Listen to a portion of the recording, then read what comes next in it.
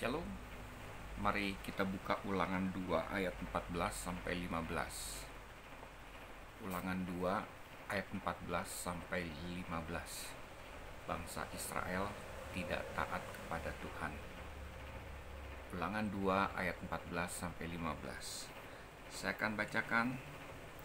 Lamanya kita berjalan sejak dari Kades Barnea sampai kita ada di seberang sungai Zeret, ada 38 tahun, sampai seluruh angkatan itu, yaitu prajurit, habis binasa dari perkemahan, seperti yang dijanjikan Tuhan dengan sumpah kepada mereka. Dan tangan Tuhan juga melawan mereka untuk menghamburkan mereka dari perkemahan sampai mereka habis binasa. Bapak, Ibu, saudara-saudara yang saya kasihi, untuk masuk ke dalam tanah perjanjian yang sebenarnya saya pernah pergi ke sana, Bapak Ibu, ke padang gurun tersebut, ya.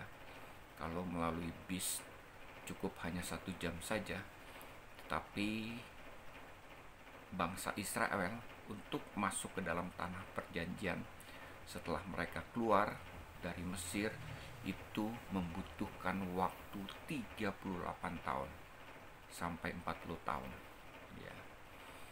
Jadi bangsa Israel muter-muter 40 tahun di padang gurun tersebut sebelum mereka mendapatkan tanah perjanjian seperti yang dijanjikan Tuhan kepada mereka. Kenapa mereka sampai membutuhkan waktu 40 tahun sebelum mereka masuk ke dalam tanah perjanjian tersebut? Alasannya karena ketidaktaatan dari bangsa tersebut, ya.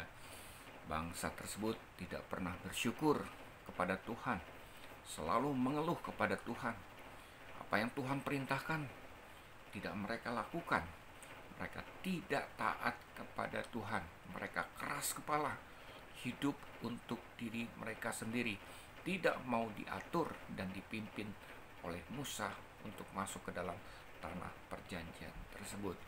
Nah, Bapak, Ibu, saudara-saudara yang saya kasihi, bangsa Israel ini menggambarkan perjalanan hidup kita sekarang ini, ya.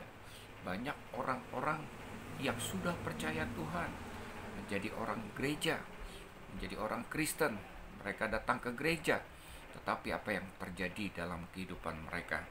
Mereka tidak taat kepada Tuhan, sama seperti bangsa Israel. Mereka keras kepala, tegar tengkuk.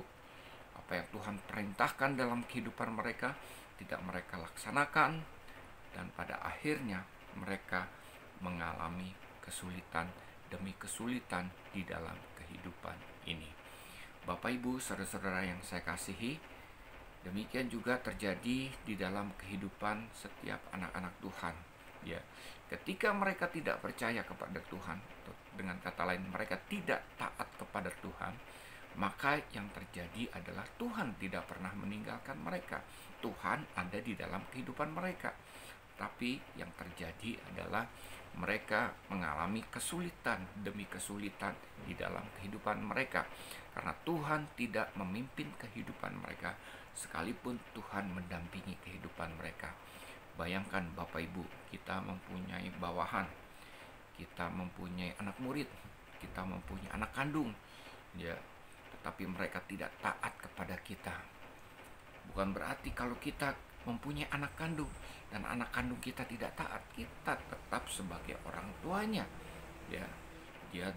Mereka tetap sebagai anak kandung kita, ya. Bukan karena ketidaktaatan lalu kemudian mereka tidak menjadi anak kandung kita. Tetap mereka, sekalipun mereka tidak taat, tetap mereka anak kandung kita.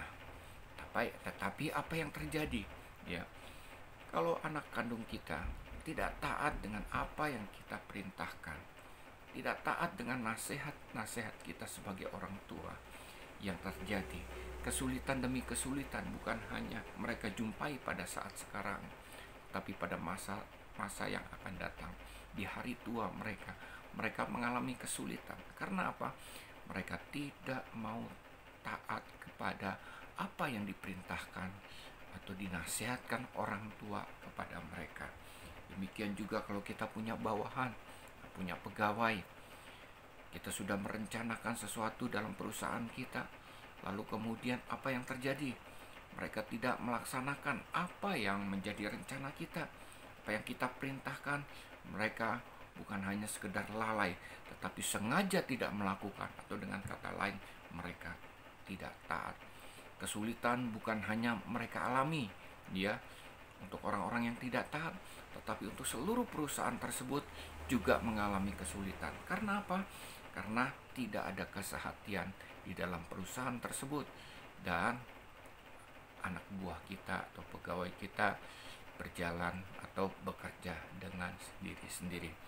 Bapak Ibu, saudara-saudara yang saya kasihi, ketaatan merupakan hal yang penting dan modal utama. Saya ada di Yayasan Cahaya Kemuliaan, Yayasan Pendidikan Kristen. Ya, 3 tahun ini saya take over, saya kendalikan, ya, sesuai dengan visi misi yang sudah ditetapkan. Tetapi apa yang terjadi? Ada staf pengajar, ada pegawai yang tidak taat dengan visi misi, dengan apa yang menjadi kebijakan saya, dan mereka tidak mau melaksanakan apa yang sudah saya perintahkan. Bahkan mereka menjelek-jelekan yayasan atau sekolah ini. Dan apa yang terjadi? Ya, bukan hanya hidup mereka mengalami kesulitan demi kesulitan, tetapi juga yayasan juga mengalami kesulitan karena di luar kita menjadi jelek. Bapak Ibu, saudara-saudara yang saya kasihi, diperlukan satu ketaatan di dalam sebuah lembaga, di dalam satu institusi, di dalam gereja, di dalam misi, di dalam yayasan pendidikan, dan lain sebagainya. Bawahan taat kepada atasan, atasan juga tunduk kepada Tuhan. Apa yang Tuhan perintahkan di dalam kehidupan kita, itu yang kita laksanakan. Bapak Ibu, saudara-saudara yang saya kasihi, saya percaya ketaatan ini juga terjadi di dalam keluarga. Anak-anak taat kepada orang tua, itulah perintah yang Tuhan berikan kepada kita melalui firman Tuhan. Ya, jadi setiap anak-anak yang taat, Bapak Ibu, saudara-saudara yang saya kasihi, mereka akan mendapatkan berkat dari Tuhan. Masa depan mereka dipelihara oleh Tuhan. Kenapa? Mereka hidup sebagai orang-orang benar di mata Tuhan. Dan pada akhirnya seperti di dalam Mazmur 37 ayat 25, orang benar tidak pernah ditinggalkan Tuhan.